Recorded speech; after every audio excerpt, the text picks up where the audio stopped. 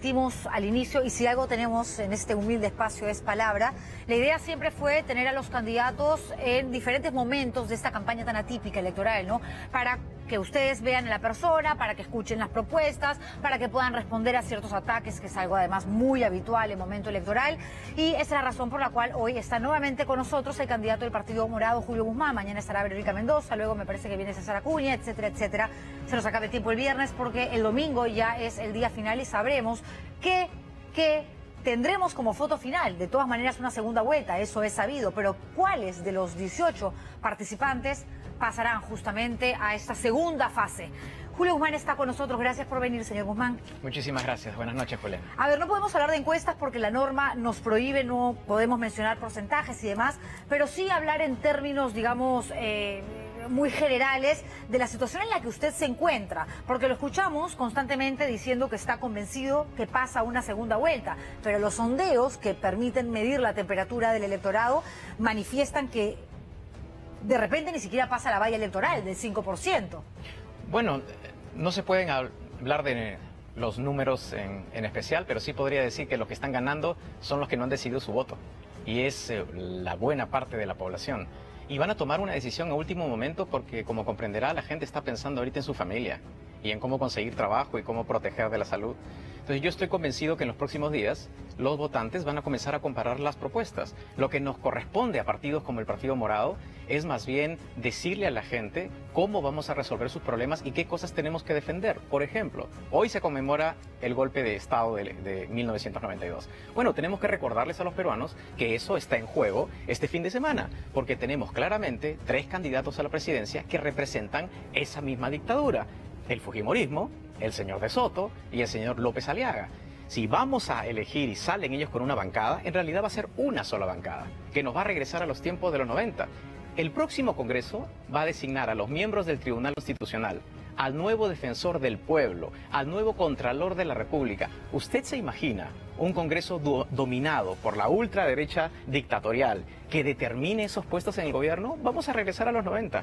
Y eso es algo que los jóvenes no saben, por eso hay que explicarles bien. Pero cuando hablamos de ultraderecha, uno podría decir, sí, dentro de esa línea podría estar Rafael López Aliaga, que tiene una postura bastante extrema. En el caso de Keiko Fujimori, más bien ha sido sumamente flexible en los últimos tiempos, por lo menos en cuanto a su discurso, habrá que ver si es cierto o no, pero en cuanto a la visión que tiene de país, ¿no? Incluso ha sido bastante crítica de Rafael López Aliaga, lo ha llamado rayadazo. Y Hernando de Soto, más bien, es cierto, es un candidato de derecha, no de izquierda ni de centro, pero tiene una postura que suena bastante más democrática, incluso para el electorado. Miren, lo que yo recuerdo del señor de Soto es que más bien él ha sido asesor de dictadores y que se siente más cómodo en las dictaduras que en las democracias.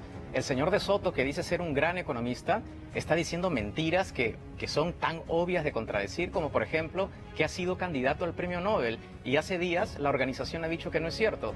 Dijo que su plan de gobierno estaba publicado en la revista The Economist, y el corresponsal en el Perú ha dicho que eso no es cierto. Además está hablando de las vacunas de los privados cuando los laboratorios no venden vacunas a los privados. Es decir, el señor de Soto no solo dice mentiras, sino que no tiene una sola propuesta en economía, la cual supuestamente es su especialidad. Ok, pero la gente sabe eso. La gente entiende además que Rafael López Aliaga, por ejemplo, ha dicho muchísimas más mentiras seguramente que el señor de Soto.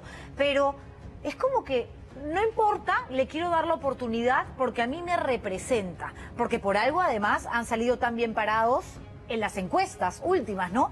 Y uno dice, ¿por qué Julio Guzmán, que critica esto, que supuestamente cuando me habla me dice que él sí va a enfrentar la corrupción, que tiene una palabra que, digamos, va a ser absolutamente consecuente con lo que pueda suceder eventualmente si llega a Palacio de Gobierno, no termina de convencer? ¿Por qué? Usted hace un mea culpa con su equipo, me imagino, y dice, ¿qué es lo que no está haciendo clic con la población? Mi lectura es diferente, porque si uno compara las encuestas anteriores con las actuales, lo que queda claro es que más bien la dispersión de los candidatos en la preferencia más bien se ha recortado, y el número de gente que no ha decidido su voto más bien se ha mantenido. Entonces yo creo que es lo contrario, que la gente inclusive está más confundida que hace 2 semanas, y está más confundida, Juliana, porque los candidatos están diciendo barbaridades. El señor de Soto, en lugar de mostrar a sus candidatos a la vicepresidencia, está saliendo más tiempo con Chibolín. Entonces, ya tuvimos el caso del señor Swing, en el caso Vizcarra, estamos avisando desde antemano qué es lo que podría pasar. Lo que falta, Juliana, es un poco de seriedad. Y por eso la gente está confundida. Yo estoy convencido... Usted pone, perdón que lo interrumpa, al mismo nivel a Richard Cisneros, Richard Swing, con Andrés Hurtado Chibolín. Bueno, pues eso es lo que está ocurriendo, ¿no? Está realmente utilizando más al señor Chibolín en su campaña que mostrando, por ejemplo, pero a una sus cosa es Richard vicepresidentes. Swing, que recibía, digamos, dineros enormes por parte del Estado porque le pagaba el Ministerio de Cultura, y otra cosa es que al señor de Soto le guste Chibolín como asesor, y finalmente es un tema de él porque no está utilizando la plata que le corresponde al erario nacional. Esa es otra cosa, todavía no es presidente. Yo me refiero más a la Si seriedad. es que llegas al presidente, claro. Yo me refiero más a la seriedad que se debe de poner en la campaña. Y con relación a la preferencia por los morados, lo que se ha visto más bien en las últimas 2 encuestas es un crecimiento de los morados. En este momento, la gente está más preocupada, como repito, de llevar pan a su casa. Yo tengo 6 hermanas, como usted sabe. 5 han perdido el trabajo en la pandemia. Y yo las veo. ¿Y cómo están preocupadas por sus hijos? ¿Y qué van a hacer? ¿Usted cree que en este momento están preocupadas de que, oye, tal o cual cosa? No, la gente está en otra. Mi opinión es que un día antes o 2 días antes es que la gente se va a decidir y va a comenzar a comparar. Yo invito a la gente, Juliana, que vea el debate. Si se trata de acá de resolver problemas de la gente, veamos cuáles son las propuestas de los candidatos. Escuchen al señor de Soto y van a ver cuáles son sus propuestas. Escuchen al señor Lescano, que cada día que pasa, en verdad, dice una barbaridad más. Y acá lo que está en juego son 2 cosas. La economía de la familia, que se va a destruir con esos extremos, y por otro lado los derechos de las personas con la democracia. Usted dice algo que es importante y quiero rescatar, ¿no? Los morados estamos creciendo. La gente que dice yo voy a votar por el Partido Morado, y no lo digo yo, son los sondeos. No puedo ser precisa con el tema de las encuestas porque la norma me lo prohíbe, desgraciadamente, lo tengo que cumplir. Es así. Pero claro, es como que los candidatos al Congreso tienen mayor aceptación en el electorado que Julio Guzmán, ¿no? Lo que han hecho los congresistas, ¿no?, del Partido Morado es reconocido, incluso aplaudido por un porcentaje importante de la población. Me refiero a Alberto Belaúnde, me refiero a Daniel Olivares, pero no necesariamente, digamos, esa aceptación, ese reconocimiento recae en usted. ¿Por qué? Bueno, primero un paréntesis, ¿no? Porque todo el trabajo de la bancada en este año ha tenido una dirección política y un liderazgo, y ese ha sido del presidente del partido. Me he dedicado mucho tiempo a que la bancada sea consistente, que podamos cumplir con la gente, y efectivamente lo que ha pasado. Sobre el otro tema en particular, hay algo que hay que reconocer, que existe esta percepción irreal de una vinculación entre el presidente Sagasti y el señor Julio Guzmán, lo cual no es cierto. El señor Sagasti tendrá que responder por sus aciertos y por sus errores en el gobierno de transición, pero no tiene nada que ver con el Partido Morado. A ver, no tiene nada que ver ahora que tuvo que asumir la presidencia de la República, pero iba a la plancha presidencial, iba a ser el vicepresidente de la República si usted se convertía o se convierte en presidente. Es decir, si hay una vinculación que se ha tenido que, digamos, colocar en una especie de paréntesis, en stand-by, este vínculo es entendible, pero de todas maneras es imposible decir Julio Guzmán no tiene nada que ver con Sagasti. Sagasti es uno de los fundadores del Partido Morado. A lo que me refiero es a las decisiones. Todas las decisiones que se han tomado en el gobierno de transición no tienen nada que ver con Julio Guzmán ni el Partido Morado. ¿Y dónde está su espíritu de crítica, señor Guzmán? De decir, por ejemplo, este gobierno realmente se ha equivocado en este punto, en este otro aspecto. Aquí voy. Por ejemplo, primero hay que reconocer el trabajo que están haciendo en conseguir las vacunas, pero por otro lado, nosotros hemos sido muy críticos en los programas que faltan para generar empleo. ¿Cuántas veces hemos explicado nosotros qué es lo que hay que hacer para generar empleo y el gobierno no lo hace? ¿Por qué? Porque no existe ninguna vinculación. ¿Cuántas veces nosotros hemos dicho que hay que comunicar las cosas a la gente para que esté informada sobre las vacunas? ¿Nos hacen caso? No. ¿Por qué? Porque no hay vinculación. Si usted le tuviese que poner una nota del 1 al 20...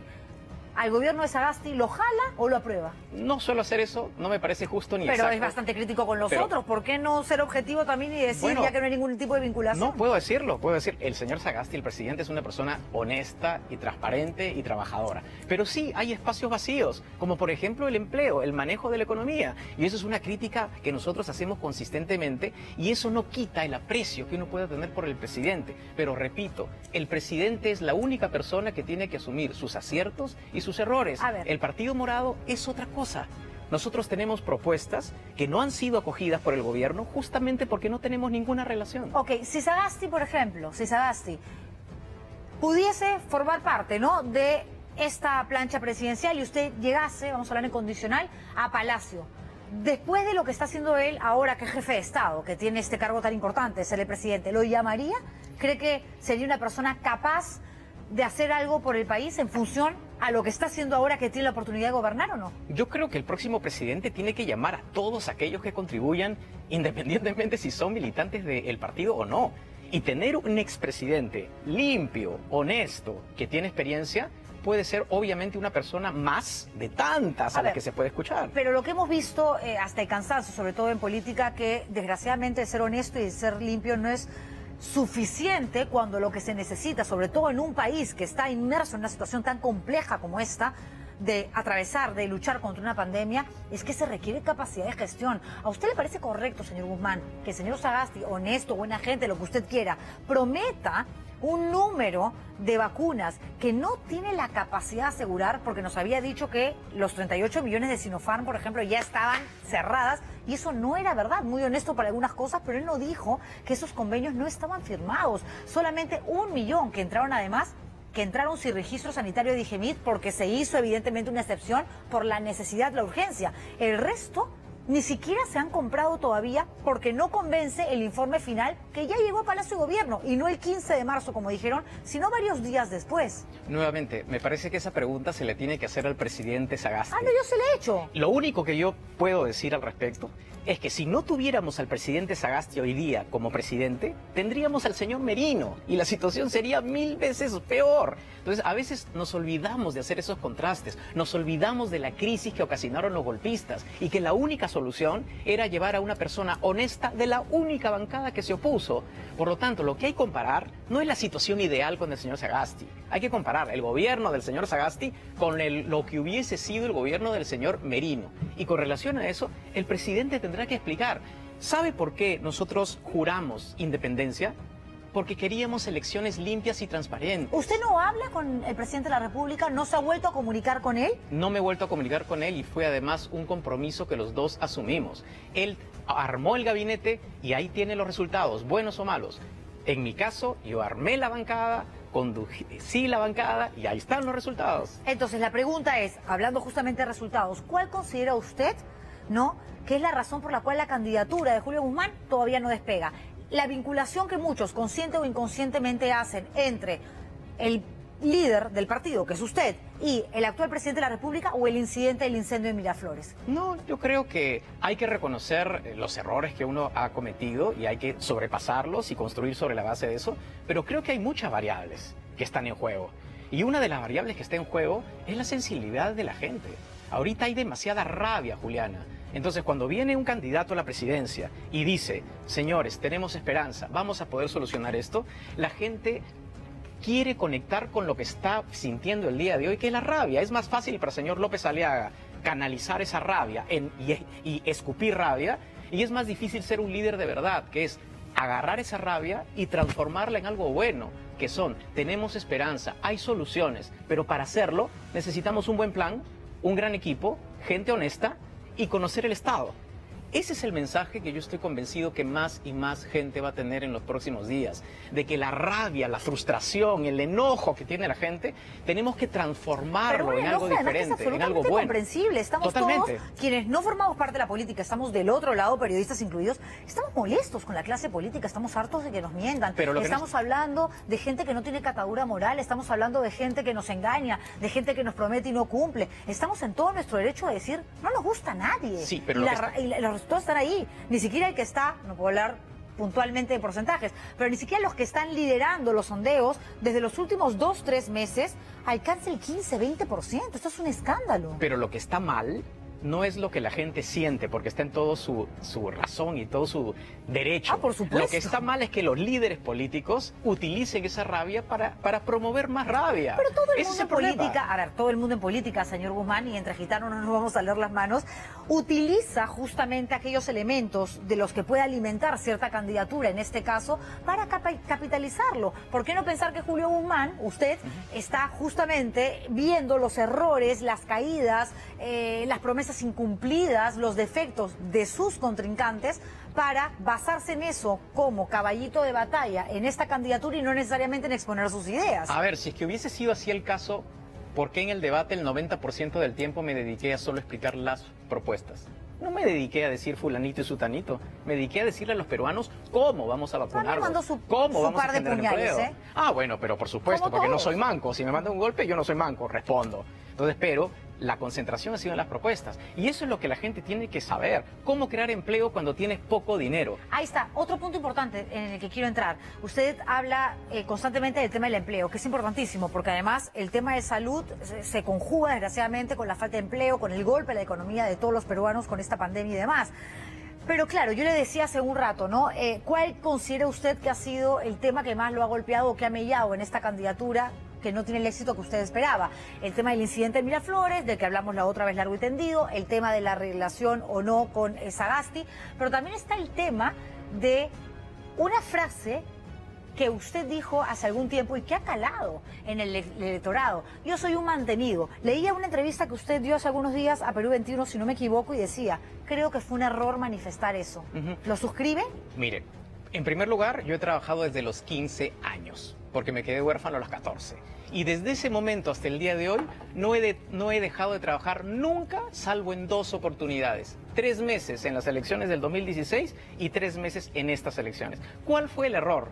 Haber dicho que era un mantenido en esos 3 meses. Entonces los enemigos se han agarrado de esa frase para decir Julio Guzmán es un mantenido, cuando yo he trabajado toda mi vida y me he hecho solo gracias a mis esfuerzos. Usted tiene una familia grande, tiene una esposa, tiene 3 hijos, 4. Es decir, 4, la carga familiar es grande. ¿En qué trabajaba, señor Guzmán, antes de decir, vuelvo a postular, esta vez no me van a sacar de la carrera, esta vez estoy convencido, que es lo que manifiesta, de que voy a llegar a una segunda vuelta? ¿En qué trabajaba? Era profesor en 2 universidades. Y además de eso, hemos creado un instituto talentos, en donde damos capacitaciones a todo el país. ¿Eso alcanza? Pero por supuesto, hay muchísima demanda. Y los estudiantes están, al mes hacíamos 2 talleres. Los hemos parado por la pandemia y por la campaña. Pero con esas actividades y con el ingreso familiar, por supuesto que salíamos adelante. No era lo suficiente, pero uno tiene que hacer sacrificio cuando está en política. Vive en una zona, digamos, bastante cómoda, ¿no? Juliana, bonita. Pero también... O sea, hay que tener no solamente dinero para la carga familiar, sino ese plus que te permite ciertas comodidades que al resto de gente, digamos, le resulta imposible. Claro, que no está mal mientras uno lo consiga, pero ¿le alcanza con esos trabajos que usted menciona? Juliana, yo le recuerdo que yo soy economista de la Católica, tengo una maestría en Georgetown, un doctorado en Maryland, he estudiado en Oxford, soy fellow de Yale, soy fellow de Stanford, he trabajado 10 años en el Banco Interamericano de Desarrollo, he sido profesor de Georgetown, he sido 2 veces viceministro. Juliana, por favor. No, gracias. Yo no estoy yendo en contra de sus títulos. Pero es que tengo que explicarle, tengo que aplicar, tengo que explicarle que cuando uno estudia y se esfuerza y se quema los ojos estudiando solo y sin apoyo de nadie, entonces sí puedes lograr lo que quieres. Y sí puedes decir, mire lo que he conseguido gracias a la educación, gracias a las becas, gracias a los apoyos, y eso es lo que nosotros queremos con los jóvenes. Entonces, ese es el resultado. Y por eso el Partido Morado apuesta por la educación full y apuesta porque la gente pueda volver a estudiar. Nuestro programa reactiva estudios para que todos los jóvenes de las universidades privadas puedan volver a estudiar con créditos muy baratos y pagarlos cuando terminen. El crédito permanencia, todos los estudiantes de las universidades públicas que ya no se han matriculado para que puedan financiar vivienda, materiales, transporte. ¿Cuánto cuesta su propuesta de gobierno?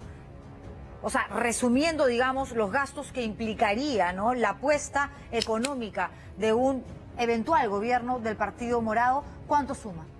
El presupuesto actual. Porque no se puede conseguir más, Juliana. No se puede, por eso digo, no, pero hay por una... eso. No sé si lo ha leído, perdón sí, que lo interrumpa, no sé si lo ha leído, pero hay un análisis, una investigación buenísima que se ha publicado en los últimos días que habla acerca justamente de los montos, que representan las ofertas de los diferentes candidatos. En el caso de Verónica Mendoza, se lo voy a preguntar mañana, este grupo de economistas que se ha tomado el trabajo, además de ir sumando propuesta por propuesta en materia económica, es una locura, porque además el PBI simplemente es imposible, ¿ok? Haces la cuenta, la ecuación y no da. Lo de usted, por eso le pregunto, porque tengo entendido que del total no se podría, de acuerdo, por supuesto, a cómo estamos hoy económicamente, el límite razonable, ahí está, Vidensa Consultores. La investigación es de Vidensa Consultores, tiene que ser máximo de 15.000 millones de soles. No pueden haber pues cifras estrafalarias. ¿Cuánto cuesta el suyo? Así es, el presupuesto actual, que es lo único que tenemos. Y quiero recordar que según ese estudio, el Partido Morado quedó en primer lugar. Sí. Y según el estudio del IEP, que ha salido publicado hoy, me parece, el Partido Morado ha quedado en primer lugar en responsabilidad fiscal para poder cumplir con sus promesas. Juliana, no hay plata. Entonces, ¿qué está haciendo el Partido Morado para generar empleo? Es un concepto. Utiliza el presupuesto que ya existe, pero enfócalo en otra cosa para generar empleo. Un ejemplo, compras del Estado. El Estado compra un montón de cosas a las empresas medianas, grandes, a través de las licitaciones. Por un año vamos a hacer que los mismos productos se compren a las microempresas. Tienen los mismos productos, pero generan más empleo. El tema de los colegios, tienes que adaptar carpetas, baños para el componente presencial. ¿El presupuesto está? Sí existe. Le cambiamos el enfoque. Ahora contratamos a profesionales independientes, gasfiteros, electricistas, personal de limpieza.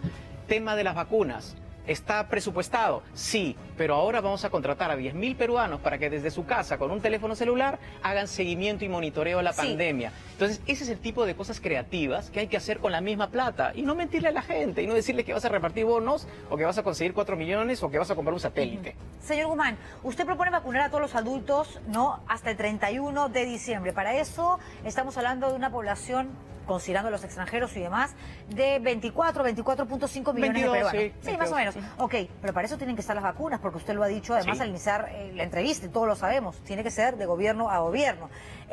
O sea, usted está confiando en este número de vacunas de 48 millones de dosis que promete Sagasti a diciembre de este año.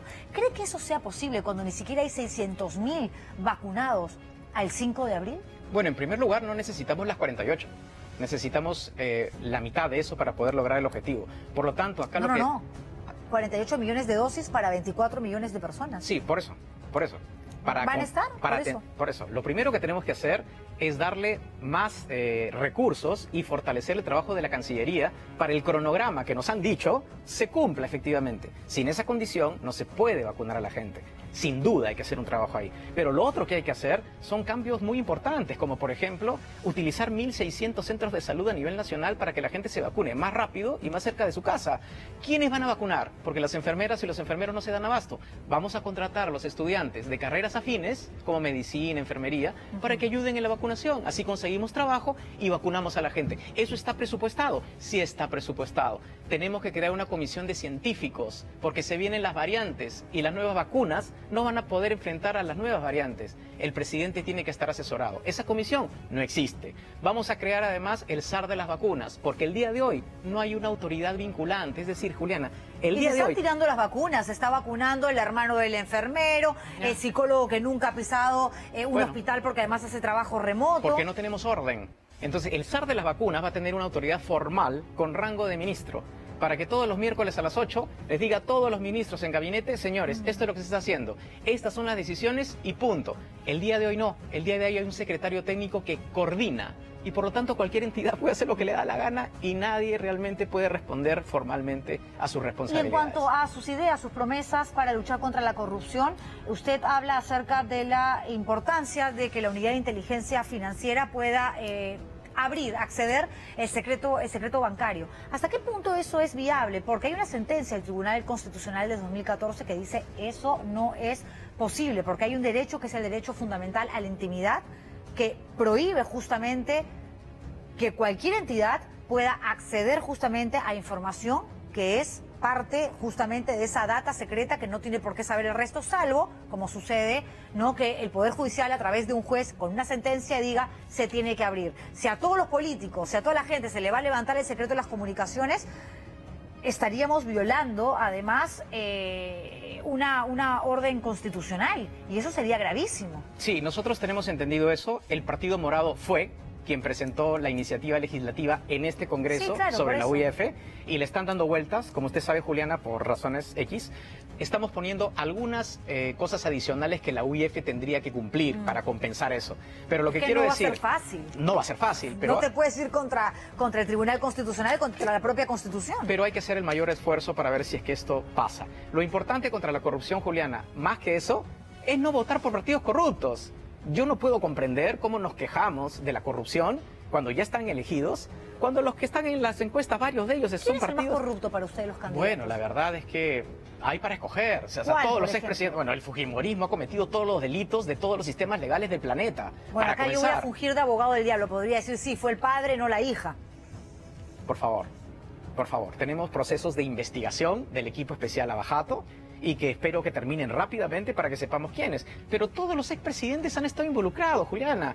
Yo hace 6 años me presenté en Política Limpio y sigo limpio. Acá Lescano, también fugiendo de abogado del diablo, podría decir, ¿por qué me mencionan a mí? ¿Por qué dicen que todos sí? A mí no me están investigando por ningún acto de corrupción. ¿Por qué? Porque su partido, Juliana, la mitad de su bancada, 12 congresistas, están siendo investigados por la Fiscalía, incluyendo el señor Merino por los actos de violencia.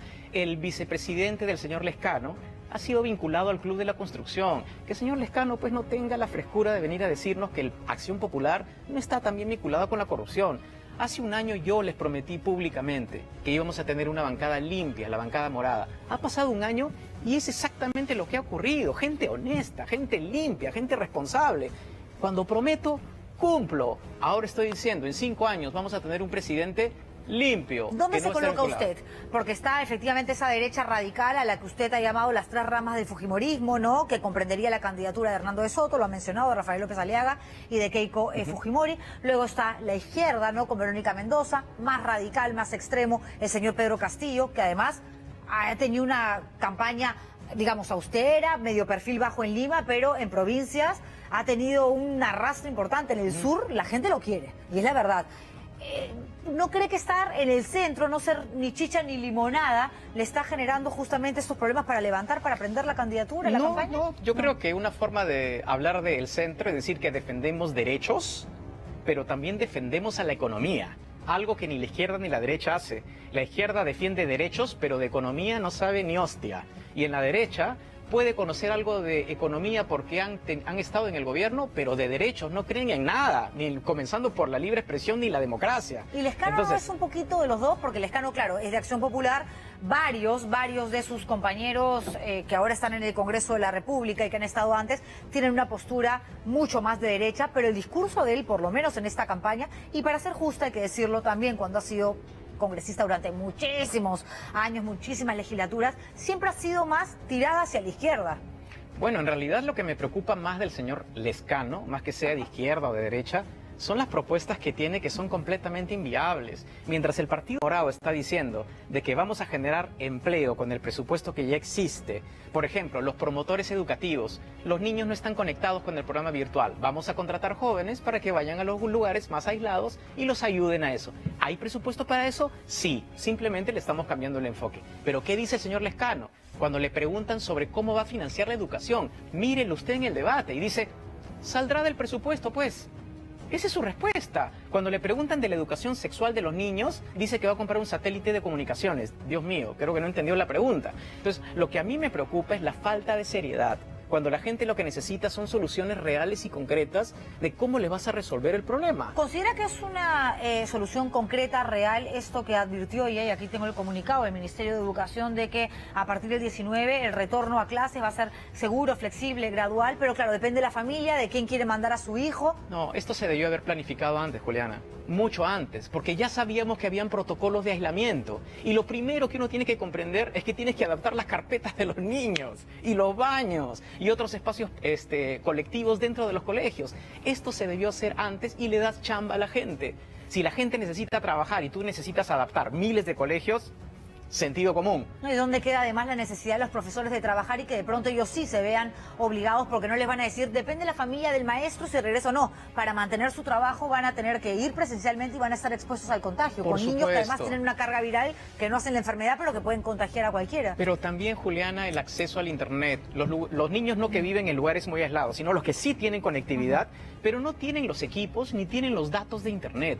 Nosotros hemos propuesto el programa Nadie se queda atrás, en donde los 1000 distritos más pobres, todos los niños van a tener datos de Internet gratuitos y su tablet para que no haya justificación que no estén conectados a lo virtual hasta que pasemos al tema presencial. Entonces, la idea, como repito, es ¿qué hacemos con los jóvenes y con las madres, que son los que más han sufrido, para que puedan conseguir empleo? En el caso de, por ejemplo, los jóvenes que van al servicio militar, van miles y ahora más todavía por la pandemia, lo que vamos a hacer es, el segundo año, capacitación productiva, señores. Ustedes no salen de ahí sin tener algo, sin tener capacitación para poder conseguir un empleo. Y todos van a tener servicio de salud, seguro de salud en los más de 230 centros de salud de las Fuerzas Armadas, algo que antes no existía. Es que todo suena muy lindo, señor Guzmán, pero a la hora de la hora, ¿hasta qué punto eso puede aterrizarse? No solamente por un tema de presupuesto, ¿ok? Sino por un tema de capacidad de gestión que no depende solamente de un presidente, sino de la gente que tiene alrededor y de un montón de factores que en un país tan complejo, tan pluricultural como es el Perú, no es tarea fácil. Yo digo, por ejemplo, hoy día estuvo usted con el gremio de transportistas, ¿no? Y de hecho Brian Matías, nuestro compañero, lo siguió, hablé con él y le dije, ¿qué tal le fue? Como siguió a otros candidatos, estuvo con Bengolé, estuvo con Rafael Santos y me dijo, bien, pero le ha prometido a la gente, a los transportistas, que él va a pagar sus multas. O sea, eso no es dame tu voto y después obviamente eso no te lo voy a poder cumplir porque además ¿de dónde va a sacar plata para hacer todo lo que nos está diciendo y encima para pagar las multas? Que tampoco me parece justo de aquellos que han cometido infracciones y tienen que ver de dónde sacan plata para cubrir con sus sanciones pendientes, ¿no? Digo. No, eso es sentido común. Y lo digo y lo explico de la siguiente forma. Estamos en guerra, estamos en una situación de emergencia. Lo que los peruanos necesitan para poder chambear son tres cosas, Juliana. Que los vacunen, que los aforos aumenten y la cuarentena se flexibilice y que el transporte funcione. Hoy día los transportistas, y todos los que me están escuchando lo saben, están yendo a pérdida y no pueden dar un buen servicio justamente por esa razón. Y la gente necesita movilizarse. Decirles, vamos a perdonarles una porción importante de sus multas, pero a cambio, ustedes van a cumplir con todos los nuevos protocolos que nosotros vamos a dar. Y ellos han dicho, sí, ese es el diálogo, ese es el intercambio. ¿Cuáles son los nuevos protocolos? Yo le pregunto, Juliana, si en los aviones los protocolos de sanidad funcionan, cuando tú tienes a las personas acá a tu lado, ¿por qué no pueden funcionar en un bus? ¿Por qué no pueden funcionar en un restaurante, en una panadería, en una peluquería? Entonces, ese es el tipo de cosas que hay que hacer, porque hay que reconocer que estamos en emergencia y la gente tiene que trabajar. Señor Guzmán, me acaba el tiempo. Solamente, ya que usted está convencido que pasa una segunda vuelta, ¿con quién se ve en esa segunda fase? En ese otro peldaño que además van a subir dos personas. ¿Usted está convencido que será usted? ¿Con quién? ¿Con quién Como se lo ve? veo, es con alguien que represente el extremo dictatorial de querer suprimir nuestros derechos, de querer regresar a los 90. Mira, el mismo discurso, en los 90 cuando dieron el golpe, el discurso es necesitamos mano dura, Ya, okay, pero orden. ¿quién? Bueno, eso es lo que va a pasar ahora. Están ofreciendo lo mismo. Además, Están ofreciendo ¿con quién se ve en segunda vuelta? Yo creo que el fujimorismo va a pasar a la segunda vuelta y el Partido Morado, por nuestra organización, somos los que mejor frente les podemos hacer a ellos. Por nuestra organización. O sea, lo ha sacado a Lescano, que durante todo este tiempo parece primerito, no pasa segunda vuelta. El señor Lescano se desinfla solo, con las propuestas que tiene, lo del Huáscar. Solo falta decir que el lago Titicaca nos lo va a traer también a nosotros. Es decir, el señor se está desinflando solo. O sea, usted le gana a De Soto, que ha subido bastante, y al propio Rafael López Aliaga, que ha tenido mediano éxito, ¿no? Yo espero que el señor De Soto acepte el debate de economía que va a haber este miércoles para que los peruanos puedan comparar entre las propuestas del Partido Morado y las del señor De Soto. De Soto, digamos, tiene como caballito de batalla justamente el tema económico, ¿no? Es como que su fuerte, el tema de la informalidad, de la formalidad. ¿Y hasta ahorita qué ha dicho?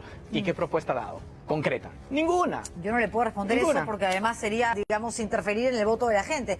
Pero vamos a ver qué pasa, porque es la gente justamente la que decide y esperamos que decida de la mejor manera. Exactamente. Muchísimas gracias, a usted, gracias por venir. Gracias por venir. ¿Qué hago? ¿Pausa comercial? No, López Aliaga, el amigo del señor Guzmán, estuvo también haciendo campaña.